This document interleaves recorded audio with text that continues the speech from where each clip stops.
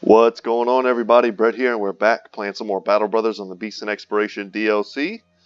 Picking up a little bit after we left off last time, and I've made some advancements, and I want to talk to you about them. So we're about to do something that's pretty dirty. We're about to defeat another mercenary company.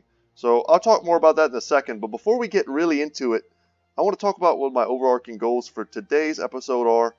Once again, I feel like it's necessary to push back the Black Monolith and the Witch's Hut fight. I want you guys to know that in my free time I'm playing the heck out of this game, and I'm getting us geared and I'm getting us leveled, and we're incrementally getting closer and closer and stronger. And we're going to be able to take these things out very soon. But for right now, I'm having fun just knocking out the ambitions.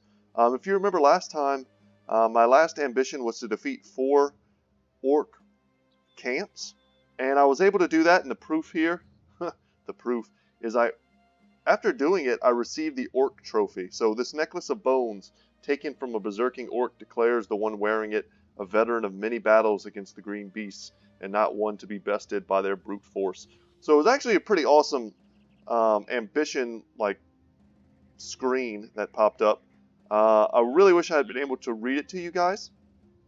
But essentially, Hondo gave an awesome speech about how organization and working together and fighting as a team beats the orcs' brute strength every time. It was a pretty cool speech, and everyone got pretty happy about that.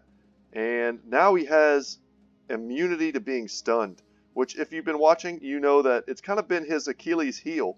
Lance, even Sir Willem, we have several brothers that have the Indomitable trait, which prevents you from being stunned and makes you immune to being knocked back or grabbed. So, very powerful trait that he hasn't shared, and since a lot of our battles we're not able to actually use him as a lone wolf due to resolve issues or just trying to protect our back line, right?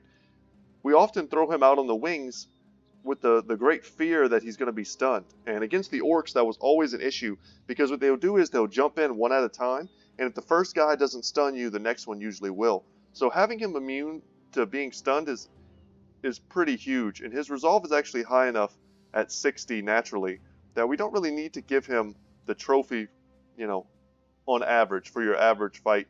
The immunity to being stunned is quite strong.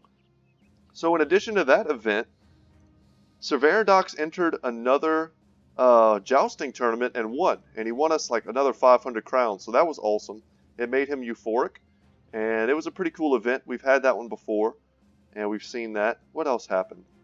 Someone tried to enter us in another dogfight, and I had to say no. That was pretty crappy. Oh yeah, frickin' Isaac ate another one of these apples. So I had 2 of them for a brief, beautiful second, and he ate one and got horribly sick, because if you remember, he is gluttonous. That's the second one of these apples he's eaten, and he's cost us so much money because of that. And another thing I wanted to go over that I realized I forgot to go over in a previous episode was Yaku the monk being turned into a flagellant. And I wanted to change his name with you guys as well before we keep going. So check this out. This is one of my favorite things about Battle Brothers in terms of the details, the small details really making a game. So it's background, monk turned flagellant. Someone had to write this. Someone had to foresee this possibility and then write this text. The world was too dark for Yaku to continue his ways. A talk with the flagellant showed him that the old gods are not happy with man's pursuits of justice through reasonable means. Now the once monk can be found whipping himself, bleeding righteousness into the world, one strike at a time. So we need to come up with a new title for him. I don't just want to call him the flagellant. Well, using some of that text, this might sound cool. This kind of sounds a little emo. World bleeder. I don't know. That sounds a little edgy to me, but kind of took my inspiration from this. Bleeding righteousness into the world, one strike at a time. If you got a better suggestion, I'd love to hear it. I'll change his name. It's not a big deal. Also, something else I wanted to go over. What else happened? Oh yeah, so check this out. So this is why I'm kind of hovering over this bit of our inventory. I've been collecting, and let me go ahead and repair these while I'm thinking about it. These one-handed maces. And the reason for that is I'm gearing up for the Witch's Hut fight, where I think what I'm going to end up doing is just giving every single person a bludgeon, and that's enough damage to fight off the direwolves and the Naxurs. And then, you know, trying to get a few brothers onto the witches, kill them, and then whip out our big weapons and start fighting unholds and stuff. So it's going to be a tough fight, but we need the ability, and we can go ahead and show it here. We need the ability to knock out brothers to keep them from attacking us, and you know, when the time comes that they start getting hexed. Part of my training right now and getting my brothers leveled, pretty much every time we level, I give a brother a point in resolve, almost all of them. And by doing so, you'll see here, that's of course Arozel, he's up to 82. But by doing this, I'm getting all my brothers over 60. And any brother that's going to go into that witch's hut fight is going to have to be, you know, well over 60. And it's going to be a tough fight. But every time we're going to be able to resist that hex is going to be, you know, pretty amazing towards getting us closer to killing the witches, the hexen, and then ultimately dealing with their swarms of spiders and all that other stuff that they send at you. I don't know what the magic number is for, like, you know, having an amazing chance to not get hexed, but last time I went in to try and do that, I want to say my brothers were all sitting around maybe 50-ish, and we got crushed, like not even close. Nobody resisted anything. My melee brothers turned and then beat my ranged brothers over the head with hammers. It was awful. So we're not going to do that again. And I'm trying right now to kind of finalize the brothers that I want for the, you know, final fight, so to speak, at the Black Monolith. And I think what I'm looking at right now is probably this group here. I think is going to ultimately be my best bet. Switch these out. There we go. I think this is my crew, right? The range, not super great against the Skelly boys. So I may reconsider and just try and bring in more melee.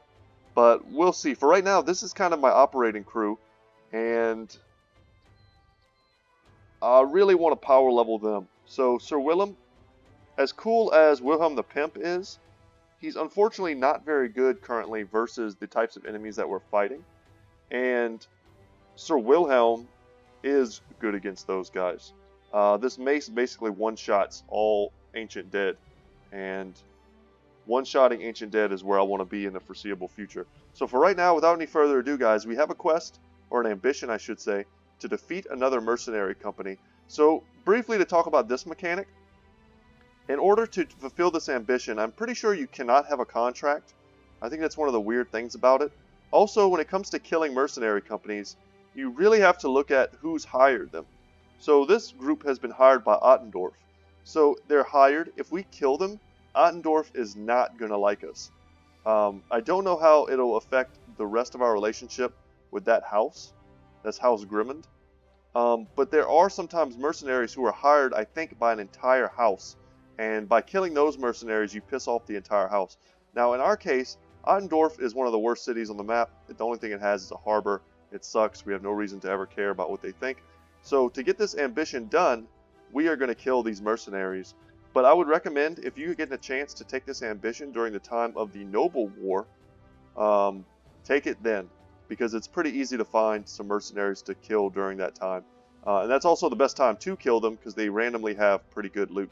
So alright, with all that introduction out of the way, I think I have to control, yes, you have to control click on them, otherwise it doesn't let you do it. And let's go ahead and take them out. Bit of a swing and a miss there. Alright. So it's a bit of an experiment. We'll see together how this affects us. And you'll see they're wearing pretty good armor. Some reinforced mail, reinforced hauberks, some level 2 bows and crossbows, some scale armor. So a lot of the newer armor that's been added to the game is kind of like mercenary tier. I just wish the game gave you a better way to engage on and fight other mercenaries. Or gave you maybe some quests to kill mercenaries, where there was no penalty to it. Because at the moment, it really doesn't pay to fight these guys because of how hard the penalties are. So out comes the throwing spear. We don't want to get hit by that. And let's go ahead and take this dude out if we can. Pretty resilient. Give him another aim shot. And we miss.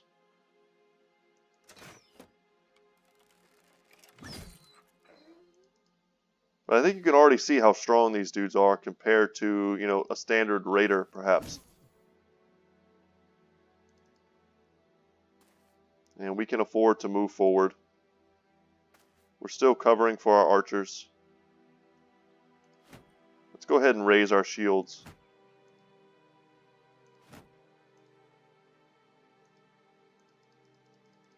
Because we have two guys with throwing axes here.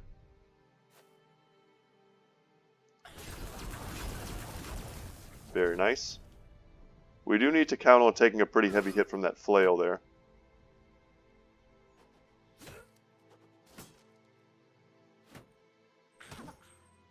Yeah, we did.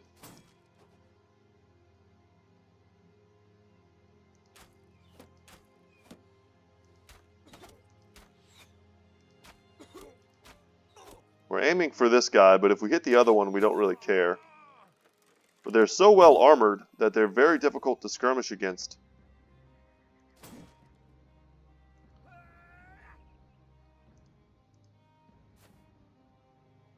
Can we make it? Probably not. Yeah, he hit us. Doesn't matter. You can jump in here and get a nice swing down the line. What I want to do is get past this guy. And because they have throwing weapons, they no longer have a zone of control.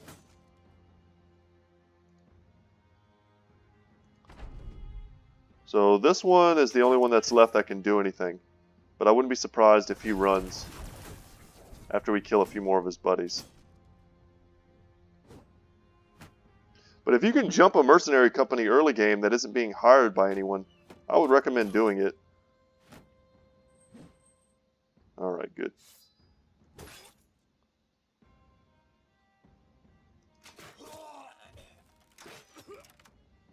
Alright.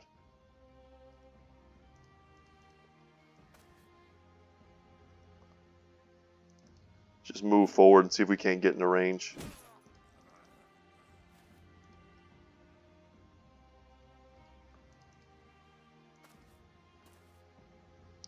It's almost some Game of Thrones sounding music playing right now.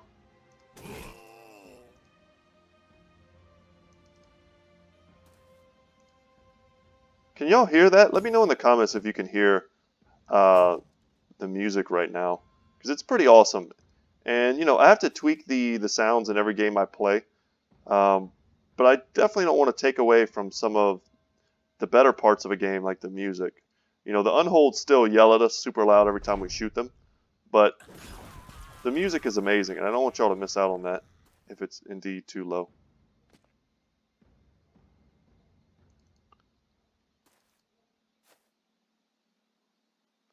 Is there any chance in hell we can get this guy? Probably not.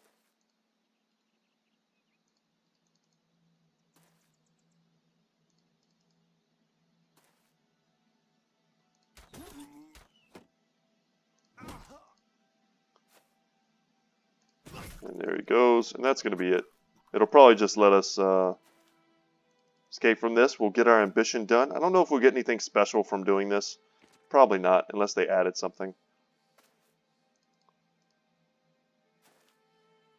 It's over. Alright, and let's check out what kind of ramifications there were from doing this. Throwing spear does a lot of damage. Good bit of crowns, I mean tools and ammo, supplies, very expensive weapons. Some great armor that would have been amazing in the early game. Light scale armor. Reinforced mail. I mean, it's all good stuff. It's pretty cost effective fighting them. But it does definitely suck that now Ottendorf is actively hostile against me. So the company gained renown, which we don't need. It says, Edgel the Arrowmaker wiped sweat and blood off of his forehead. These bunch of cheats. I thought only I knew that trick. Mercenaries are a motley bunch and inherently unpredictable, with a bizarre array of equipment, wildly varying skills and experience. and cunning tactics. With no standards for members, they may be nothing more than a bunch of elderly tradesmen looking for adventure. But then again, you could be surprised by a group of veteran campaigners. Worse, they follow no rules of engagement. The Iron Brotherhood did their best. But though they knew many of the same clever stratagems as the brothers, they were no match for the sons of Verona. Your victory will surely show employers far and wide whose blades are the sharpest. Eat and be eaten. Yeah, that's how that felt for sure. So for the rest of today's episode, I kind of just want to adventure out and take on some of these tougher fights out here. And try and get even more rare equipment if we can. Renown is obviously not a thing anymore, but there are still... You'll see there I'm up to 8,600 and something. That's how much I've been grinding. But yeah, I don't need the Renown anymore. We just need to get levels and as good of gear as possible to have the best chance of taking down the Black Monolith and the Witch's Hut. Huh, okay, nothing good there. We could check out what this is. It wants to kill some goblins. Alright. Well, we were kind of headed there anyway. I don't like the idea of having to come back to Grafenhaven after doing this. But actually, I recently took down... Where was it? Maybe somewhere up here-ish. I just took out another, like, huge goblin city. Maybe here. It's hard to remember. But I took out a goblin city. And right now, I think we just kind of want to take all these different fights that we can. It was a tough fight. It was mostly uphill, which sucked. But I was hoping to get some good loot, and I didn't. And that's what's kind of like, not depressing me, but it's been a little bit aggravating because I've been taking all of these like huge fights off camera, and very few of them actually yield any usable loot for me. You know, nothing feels worse than killing like 32 orcs and a warlord, and then, you know, I don't get anything for it. And, you know, anything's a relative term. I get tons of gold, which sometimes I can turn around and parlay that into some good loot, but not always.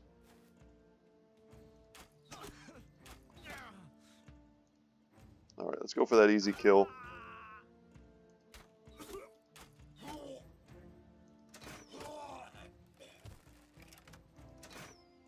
Good use of bushes from the raiders here.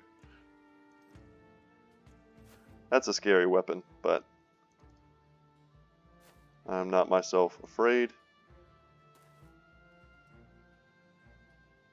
Now we have a choice between like stepping up with everyone or just standing back and trying to defend our archers. I think we're just going to step up.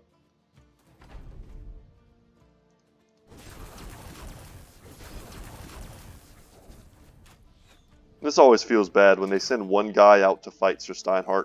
It really reduces the effectiveness of their approach with the old god. So against some enemies, I like to tuck him into like the center of the formation. So that way I know if we're going to clash in a melee fight, he's basically almost guaranteed to get his value. Also, that dude hit Sir Willem really hard. Nice.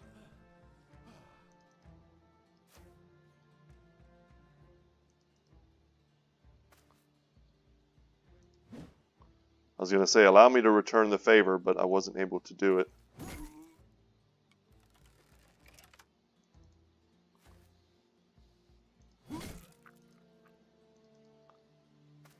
Alright, see who we can tie down. Because at the moment, it's all about just getting gold.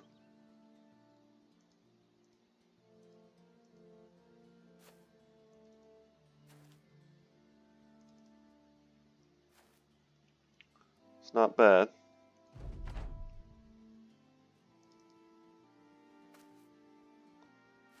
And I expect most of them just to run. Wow, that was brave.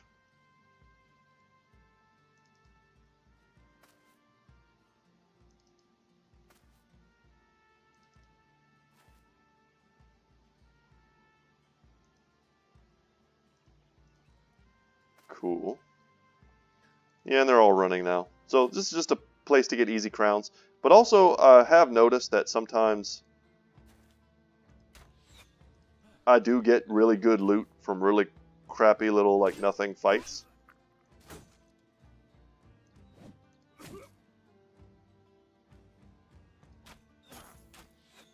So I do find it valuable to take these fights. And our brothers are so damn strong. There's almost no risk anymore in these fights. He is super dazed. Dazed, of course, minus 35% damage, fatigue, and initiative. So it's a pretty rough status effect.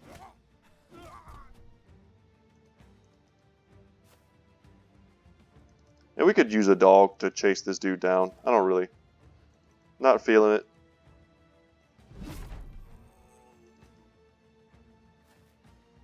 There he goes. Ragnar gained a level. I think that was last fight. And just a bunch of good stuff we can sell once again.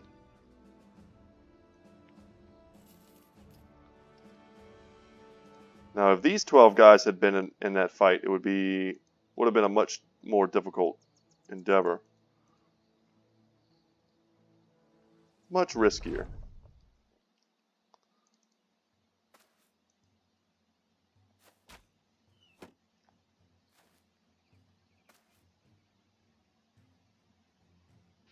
So while we're taking this little, like, nothing dinky fight, I just want to take a second to talk about something. I'm almost at 100 subscribers. And I want to say thank you to everyone out there who's watching right now that has subbed to my channel. I really appreciate it. It's never really been my goal to be like an enormous YouTube channel. But what I've always wanted to be is someone who plays strategy games for fun with other people. And I think streaming is kind of the next step to that. I'm still going to make videos for YouTube, and I'll probably end up turning a lot of the videos that I make, a lot of the streaming that I do into videos, is what I'm trying to say. But I hope you come and join me whenever I start doing that regularly.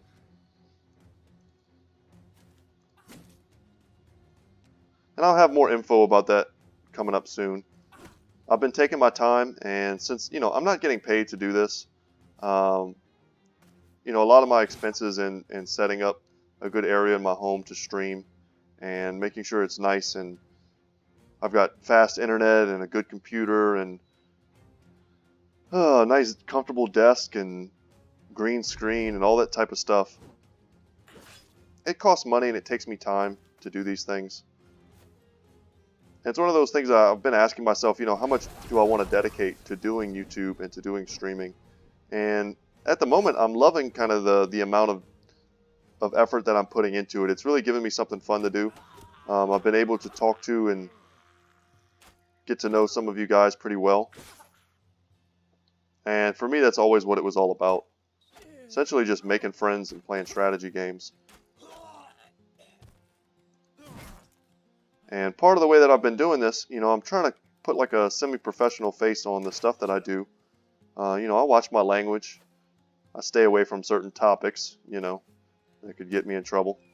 But I want to, have a bit of a freer hand in the things I do and say.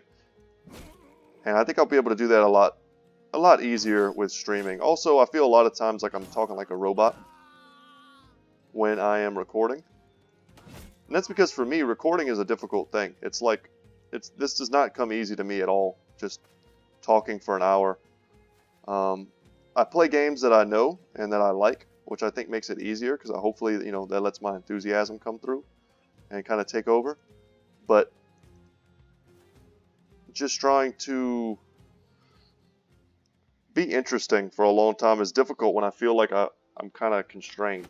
So hopefully through the medium of streaming and interacting with you guys, we can actually make some real, friendships, which is kind of, like I said, it's always been my goal more than just about anything else.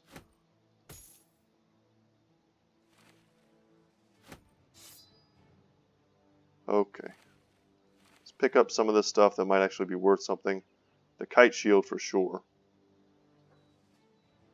What do I toss? Yeah. That's fine. And we'll actually walk back and sell. I probably should have sold after that mercenary fight. And then we'll come back out and fight Zugat Nazat. And hopefully get some good loot. Grafenhaven gives me pretty good prices. This house kind of likes me. Actually, they don't. They're neutral. Did I go back down from killing that mercenary with like everyone? So I'm actually unfriendly with these guys, and it looks like fighting that mercenary company did lower my standing with all the others. Wow. Yeah, don't just kill mercenaries. That's what I don't like. I feel like mercenaries are there. I should be able to fight them, and I just can't. Get everybody a little bit drunk. No big deal. Alright, so here we get our new ambition. And it's pretty convenient. A fresh, cool breeze is blowing today, and you feel like it's a good time for the Sons of Verona to start something new. You call the men to gather around. What do you tell them? So we're about to go fight some goblins, and we have a ton of goblin camps that we can see. So I'm kind of feeling like taking them on. We could probably very easily save 50,000 crowns. But I actively have like 10 or so goblin encampments on the field that I can see. So let's stock up on provisions. I don't need any food, for God's sakes. I have a lot of food. Don't need any ammunition. And I just kind of maxed out our tools. Get some of these crowns back. I'm trying to be very careful about what I sell, because there's a lot of stuff that I don't want to get rid of. Oh, and the prices here are excellent, so that's great.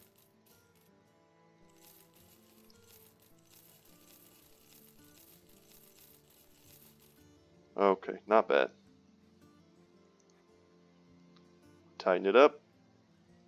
And we're holding so much in our inventory. Sell one of those hides we don't need. We're going to eat a lot of this food as we go, so that's not a big deal. And I don't need quite this many maces. I actually don't need nearly this many. Let's get rid of that. Because I'm going to use these gnarly staffs as well. Which are just kind of like slightly better versions. Alright. Let's roll out. Let's go kill some goblins. We only need to fight 4 groups. A defensible outpost. A great underground city. A defensible outpost. So I prefer to take down like the smaller camps just for the sake of expediency.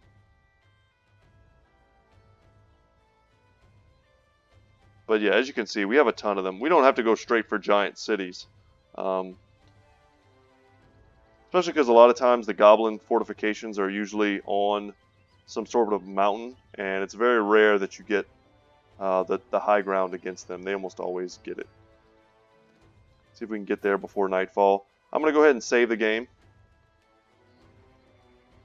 Just because I've actually been playing for quite some time. Trying to get to an interesting point for you guys. And now we can jump into here. Actually may have wanted to take out one brother for another warbow. But there's only 17 of them. 17 goblins. Honestly, we could just run straight at them.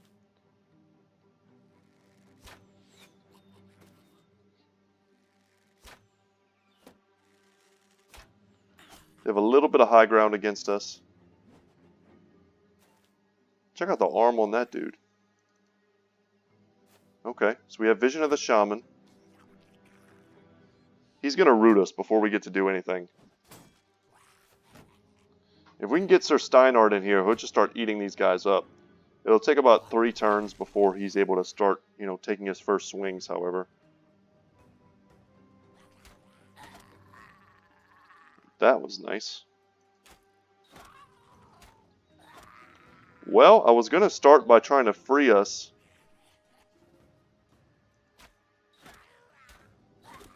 Wow, we're getting really lucky. I mean, I'll take lucky.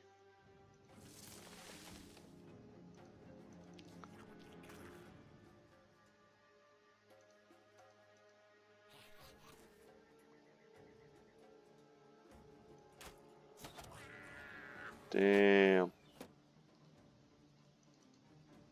Let's move forward. Move forward and make sure our shields are covering our brothers.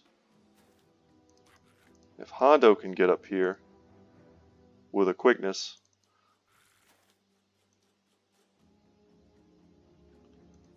Break free.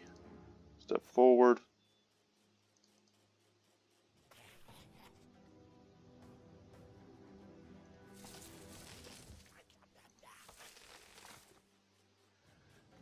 Would much rather be trapped in vines closer to the enemy where we can actually shoot them. It sucks that we couldn't move these two. The only one who's really exposed is Ramen, and he's kind of out on the flanks anyway. The groups that are up here probably won't be able to hit him. Just these two here, and if they don't step back, then that's also a win-win for us because then our brothers get in there and start smashing. I can't believe he hit them from that far. That's unbelievable. I hate you, goblins. I hate goblins so much. They're fun though. I mean, they're a completely different style of play to orcs, which is what they're supposed to be. If everything just charged at you and let you kill it, the game wouldn't be any fun.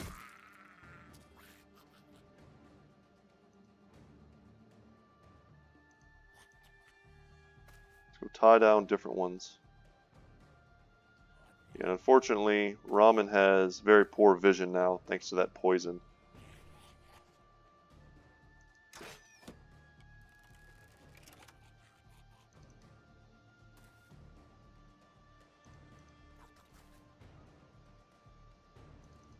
See if we can kill him. Nice.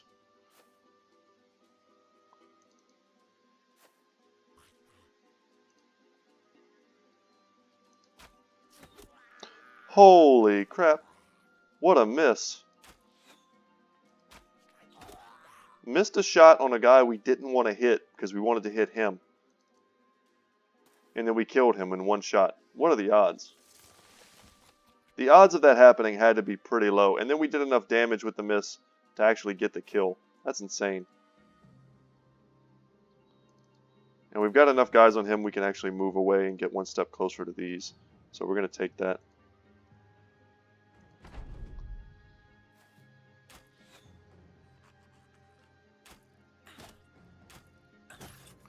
Man, they're just teeing off on Ramen.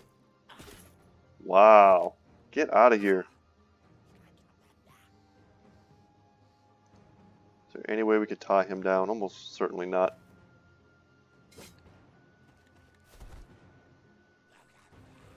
They're using footwork to make some distance between us.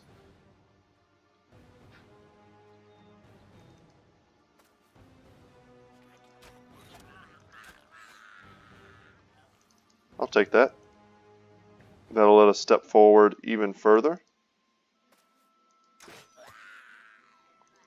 I'll take that too. Get smashed.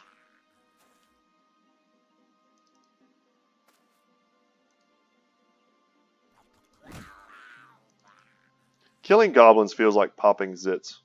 Like you just get them. When they get got, they get smashed.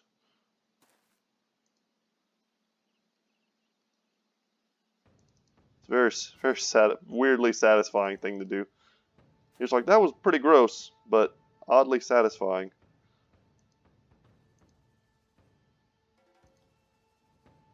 What do they say in The Lion King? Is it slimy yet satisfying when he's talking about the bugs? That might be a little too on the nose.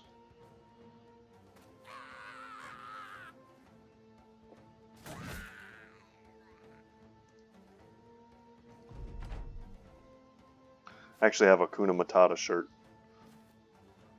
My kids got me.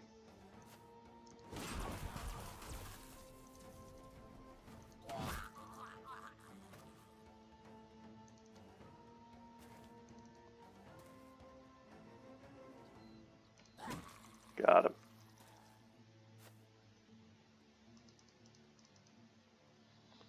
I don't know about y'all, but I always loved hearing all the different like secret stuff that Disney does and like puts in their movies. All the different hints to like future projects that you can see in older movies.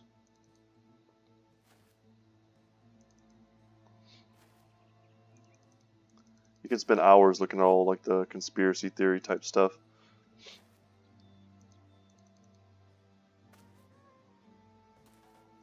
It's over. Still need to level up Ragnar. But we got another one of those gnarled staffs, which is cool. Good stun stick. Level him up. One more resolve. He also needs fatigue quite a bit. We can give him a little bit more range skill. I mean, he's pretty close to what's going to be his max level fairly soon.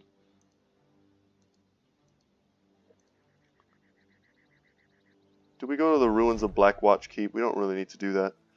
You hear a commotion and go to Willem the Pimp's, waving a weapon at his fellow sellswords. I know who you is, and I know who you ain't, and what you ain't are friends of mine. Steezy the trainer looks over and shrugs. Never said you was my friend. The paranoid mercenary barks on anyway, demanding everyone keep a good distance away, or he'll cut them. You manage to calm the man down, mostly by explaining what his daily rate is and how he'll struggle without it. But it's no doubt a short-term solution. So he's dissatisfied. We unfortunately have two paranoid brothers, which is funny because one of them is Steezy, who was in that story. So let's bypass that place. Let's try and head here to Nazatux. And when we return to like reprovision and stuff, we'll just go to Grafenhaven instead of going somewhere else. Whoa, in the middle of the woods, eh? In the middle of the woods. It's Honor Guard, which honestly used to be pretty dang scary for us, but now aren't that bad. What is this injury? Max fatigue. Yeah, he can fight with that. That's not a big deal.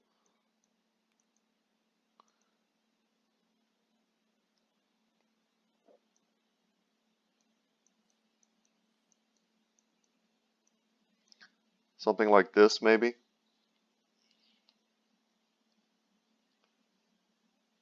I mean, a Necro Savant isn't going to do anything. It'll teleport into the back line, and then I'll shoot it to death. The Honor Guard are a little bit scary just because they have that high defense and offensive capability. But Sir Steinhardt absolutely mulches through Ancient Honor Guard. And our other brothers do a great job of that as well. You know what? Let's camp. Speed time up just a little bit. I also see some orc footprints. We'll leave them alone. I'll save the game. This is a pretty dangerous fight. Who knows what will happen when we get in there.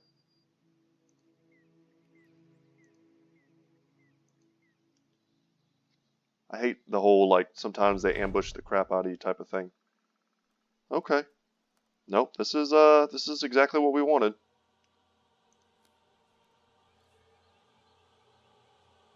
We actually, I don't want to put them in choke points. I want them to come through this area and then have their secondary people be stuck in these types of choke points. Let's lower the foliage. Lower the foliage. Just drop the trees so we can see what the heck we're doing. Let's also use that so we get a full accounting of their numbers. Alright, that's good. So we can really only see the tip of the iceberg, but we expected that anyway. We'll just let them come. And we can sit Hondo back here.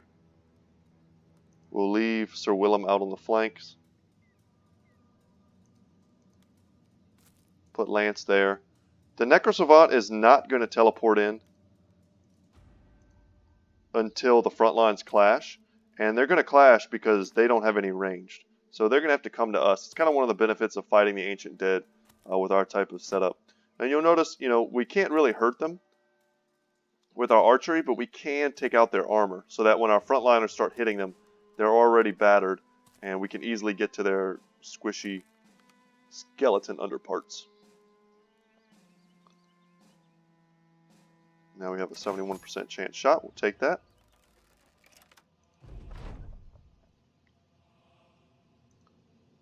Let's let them get a little closer.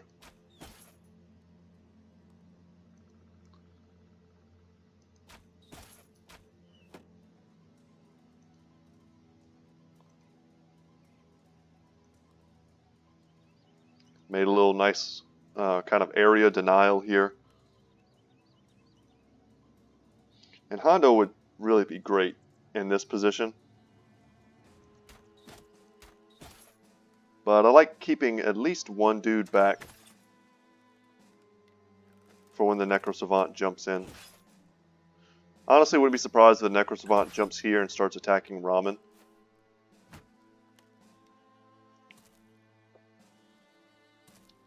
But this is a nice little position for Sir Steinhardt. We're giving him a choice, essentially. Either he jumps in here and starts helping to clear the front line, which is not a bad choice, or he jumps here and helps Lance hold the flank, which is something that I'm leaning towards, being the better of the options. Wow, he jumped exactly where I said he would. You know what? Because of that, we got to go here.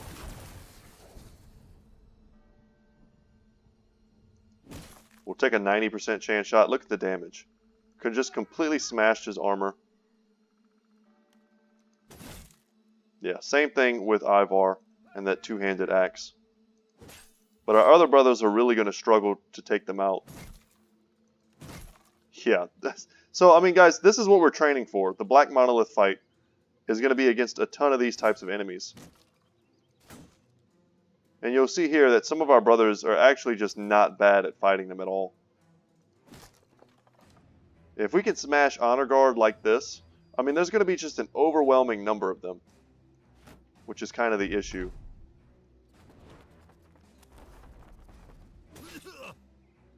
Okay, as long as he doesn't attack us twice, we're fine.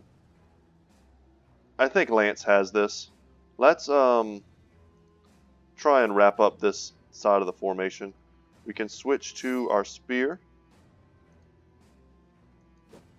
Damn, we missed.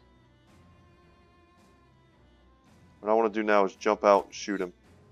Can't believe we're missing these shots. Get him. Okay. Important thing to remember about them as well is that they have 9 lives. So we have to essentially kill them twice. We missed again. Yeah, if we jump here, we can't attack him. Can we kill this guy? Almost. Let's make sure we use Indomitable. That is not really what I meant to do, but that's okay. I wanted to move him in a different direction. My idea right now is that we need to kind of tuck in our brothers, our ranged brothers, protect them from the Necro Savant. But missing all these shots is pretty awful. And we really wanted one of these dudes to step in.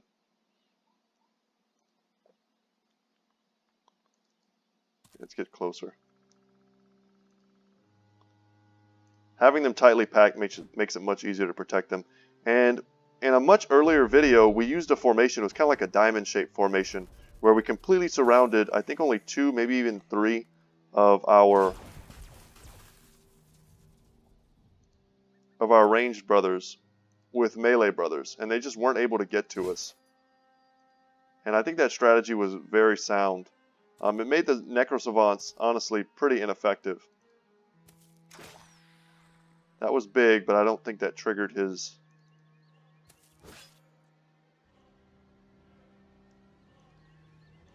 his 9 lives. Sorry. There we go. We hit him again. Alright, we got him. Alright, now it's just a straightforward fight.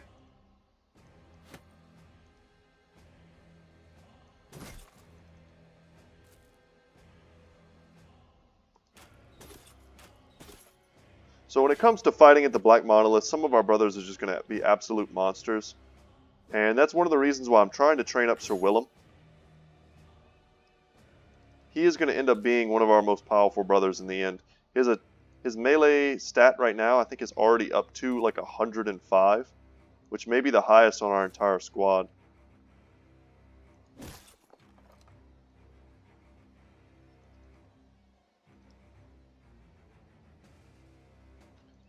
Can we switch out? Yes. Awesome. And I think we'll be able to like smash our way through Honor Guard pretty effectively. But you'll see, I mean, even a fight like this, we couldn't 100% protect our brothers from the Necro Savant. So I think we're going to have to use a very defensive style like turtle-esque formation, diamond-shaped formation, you know, however you want to call it. It's basically just us huddling around our ranged units to protect them from damage.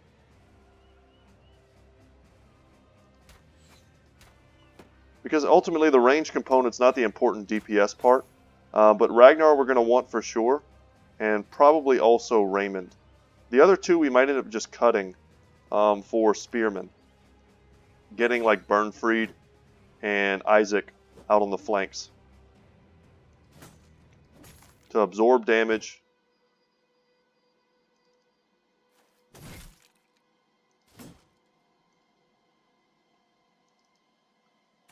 And using their spear wall, they may be able to like just keep them back for a long time.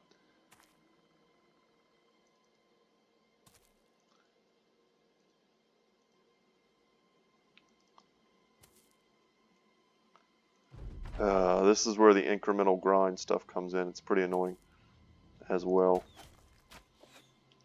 Once they start putting up these tower shields, their defensive stats are just kind of through the roof, and they're very hard to kill, especially when they line up. This is only one guy. If you get multiple of them standing next to each other using tower shields with shield wall, they're almost impossible to kill unless you have just incredibly high stats. And because they don't ever get fatigued, they can do it every single turn. Shield wall, hit you. Shield wall, hit you. And you gotta really get ahead of the curve, like grinding them out. Turns like that put you ahead. And there we go. So that maybe looked a little more difficult than it was, just from the amount of damage that we took. And we finally get one of these war sites back in our inventory, and Giro is dead. This is one of the things I always wanted to give him. And this might be the best Honor Guard armor I've ever seen, the Ancient Plated Scale Hauberk. It's 210. I think that's the highest I've ever seen from them. They come in all different variants. You can find a 200, a 190, a 180. I've pretty much seen it all. I think that's the strongest one I've ever seen. But they gave us some good loot to sell, at least. Let's go forward and take this place out, and that might be the end of today's episode. Just some nice talking, good grinding, and hopefully we can get some sweet loot from them. Oh god. Varrock Ghoul. Okay, I like knowing that that's there at least. Many orc warriors, lots of orc young. That's probably like 24, I would say. Which is kind of the magic number in my mind for fighting the orcs safely. Anything more than that and it gets a little hectic. A goblin overseer, some wolf riders. Wolf riders almost may as well not even exist. I'll just save my game one more time. They're just so ineffective in almost every fight I'm in. Is anybody hurt? I know that that Lance is still injured. Ramen took a few hits, but I think he's fine. Okay.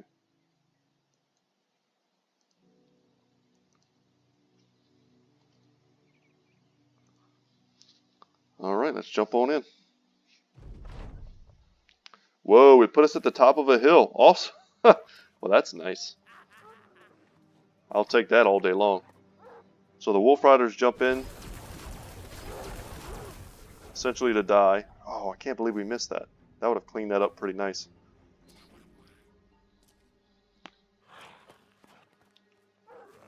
So hopefully we can skirmish them down a bit. Kill the overseer.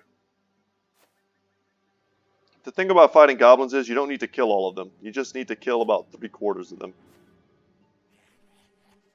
Which, from this position with our archers, we'll be able to do pretty easily. Wow, these guys are in the deep holes. I was going to say, if we could kill 3 of them in one shot, that would have been amazing. Go for the easy kill to get the reset. Kind of the same thing here.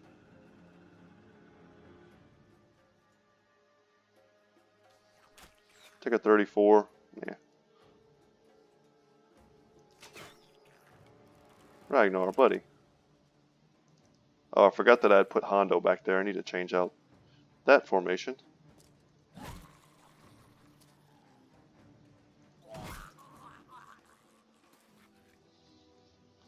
Move up on him before he gets a chance to spear Wallace. That's kind of my thinking there.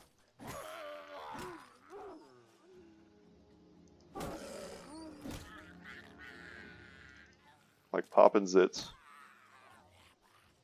Little goblin zits.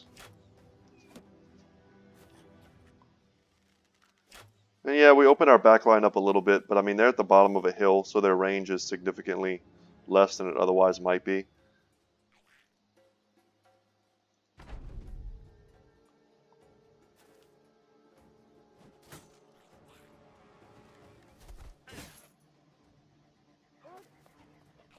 By the time he's able to get in a melee with us, he's actually going to be wanting to rout, I feel like. Double nets, that kind of sucks, because I was hoping to step forward with these two this turn.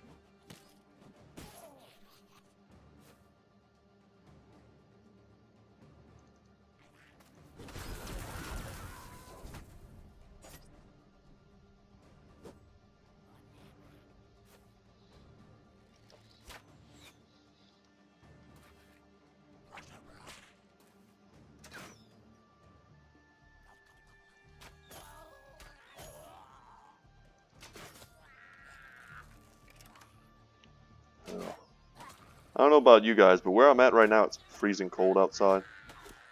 I'm in Texas. It's like 30 degrees. One of my neighbors, he actually asked me to take care of his dogs for him.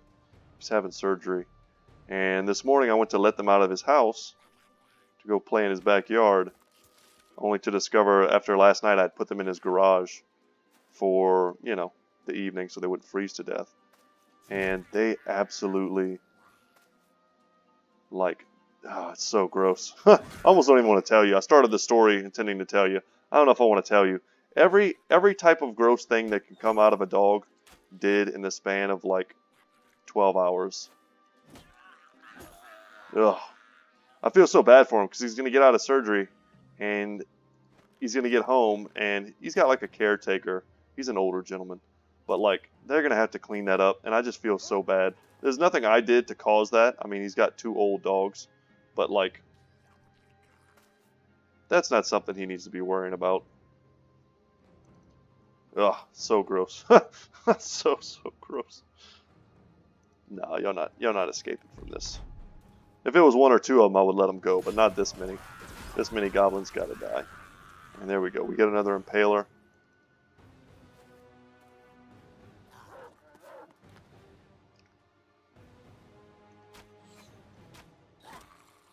You gotta take care of your neighbors, you know. He always hooks me up with a bottle of wine as a sign of thank you. I don't drink though, so it's like it's not really for me. But I got a wine rack with wine on it that I don't drink. Yeah, it's for company, I guess. I don't know about y'all, but I'm not much of a drinker. I never was. Even when I could drink, I never really liked to drink. When I was young in the army and everyone around me was drinking like a ridiculous amount. And that just was never me. I was like the old man who was always just grumpy that everyone was loud and drunk. It's like, I'm trying to play World of Warcraft. Shut up. No, to be honest, the people who were the most drunk were the ones that were playing World of Warcraft. Let's just end the round. We'd have groups of guys in the barracks that would get together and drink and play the crap out of WoW. Unfortunately, they would do it with like their windows open so everyone could hear. Okay. Okay. Is this a good crossbow though? A pull-lever crossbow that can propel bolts over medium distances, effective even in the hands of laymen, but requires almost a full turn to reload. Well balanced and with extraordinarily strong sinews, this weapon is truly the work of a master craftsman. I need to compare this. So 50 to 70, a little bit worse durability. 64% ignores armor, 75% effective against armor. So it ignores more armor, that's good. Same range, of course. And one less fatigue. Okay, I mean, we have one more crossbowman.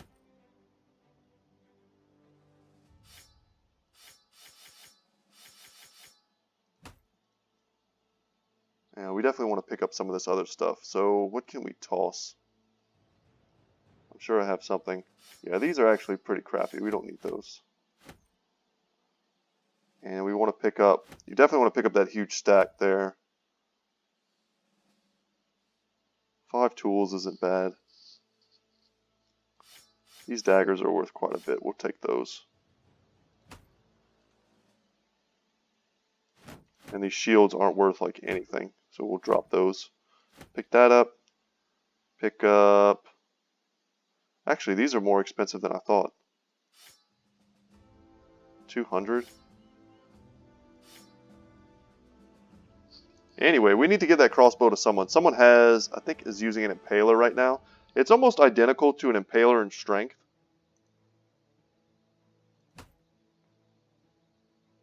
$50 to $70. $50 to $70. This one's way more effective against armor, but it has a huge fatigue penalty. This may be just strictly better. I'm going to have to do some weird juggling right now. There we go. Wow, this is the only playthrough of this game I've ever done where I had impalers that I wanted to sell. They're normally like my go-to ranged weapon. I love being able to just knock people back. When you have a spear wall, it just says orcs. Yeah, just a plethora of orc young. When you have a spear wall and your whole thing is to keep people away from you, and you also have a back line that's all, you know, guys who double as polearm users, but mainly use impalers, it's an extremely powerful strategy. You're getting the repelling effect of the spear wall, and you're getting the impalers knocking them back. The only time it fails is when you're fighting really large targets, which before Beast and Exploration, there was a surprising lack of large targets. You know, before they dropped the Lindworms, which was a pretty long time ago, the Unhold obviously didn't exist. The what are some of the other things? There are quite a few. I mean, Orc Warlords and Orc Warriors, obviously you can't knock them back. The Kraken, of course. But there, you know, in rare instances, there are units that you can't push around. But Impalers, having 5 Impalers in the back line, in addition to almost a full front line of Spearmen, was a pretty strong strategy that I used in one of my first ever playthroughs. So, okay, let's check out the prices. They should be pretty phenomenal, and we can actually sell one of those Impalers. And yeah, I can already tell the prices here are amazing. We have multiple Impalers just sitting in our inventory. That's nuts. I hate selling the War Scythe. It has such a cool like attack pattern. It's just very unique to it.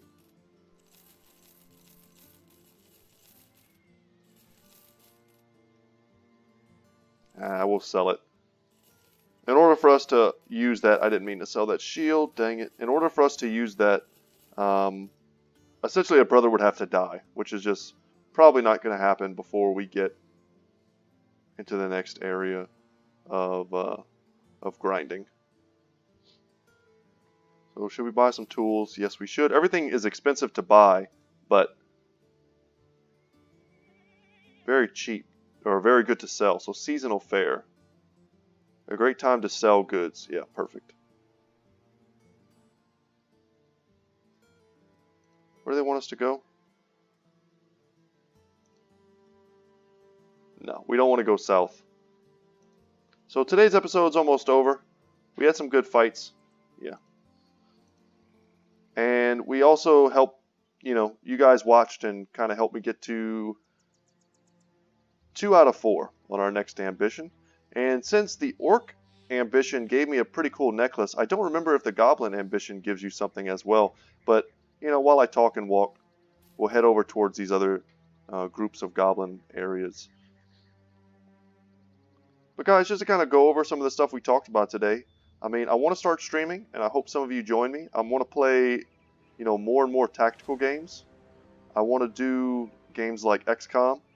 I just recently I've beaten XCOM, the vanilla version, but I've never played War of the Chosen. And I bought also some of the other DLC while it was on sale on Steam. They had, is it Shin's Legacy? I got some of the ones that I think are going to augment the, oh, this is going to be something that we want to take on, that I thought would augment the standard story the best. I hate just throwing mods on stuff just for the sake of having more stuff. I wanted to add something to the story if I'm going to do that. So I'm excited to do that. That's a game that I would like to stream. Also, Darkest Dungeon. I have a playthrough right now that I'm doing before I ever considered YouTube. I got really hard into Darkest Dungeon for like the second time because they dropped the Farmstead DLC, I think is what it was called. But it added a whole nother dimension to the game. And they also added a mode called Radiant Mode, which makes it a lot less grinding. The game is essentially the same difficulty, but you don't have to grind at the higher levels for more and more characters. So it makes it a lot easier to get higher level characters if you start to die in the later stages of the game. But in that playthrough, I'm essentially on the final boss. I've got like I think I have 2 bosses left to beat. I have to beat the courtyard final boss, and I'm like most of the way through that dungeon, and I have to beat the actual boss of the entire game. So, and if you know anything about the Darkest Dungeon, that's quite the feat. And I think I've got like 1,000,000 something gold in that game as well. So I'm infinitely rich. I've got all the items essentially, and I just need to finish it off. But I kind of stopped doing it because I started to get an inkling that I was going to do YouTube at that point, and I didn't want to burn myself out on some of my favorite games that I felt like might end up being streaming games. I'd also like to do more Battle Brothers in streaming. I would also like to do some Total War Warhammer 2 streams where I just kind of sit down with you guys and play and talk about strategy. And really any other games that you guys want to talk about. I've been kind of playing some Enter the Gungeon in my free time. And so I play a lot of different stuff, but I'm just kind of keeping my my ear to the ground and seeing what you guys want. And let me know in the comment section if you have a suggestion, something that you would want to see, and I will definitely take it into consideration. I won't be streaming probably this week, but I'm hoping maybe by next week I'll have everything I need. I've ordered a green screen. That should be coming shortly. I've bought some things to essentially run a hard line to my bedroom so that my internet connection is nice and stable.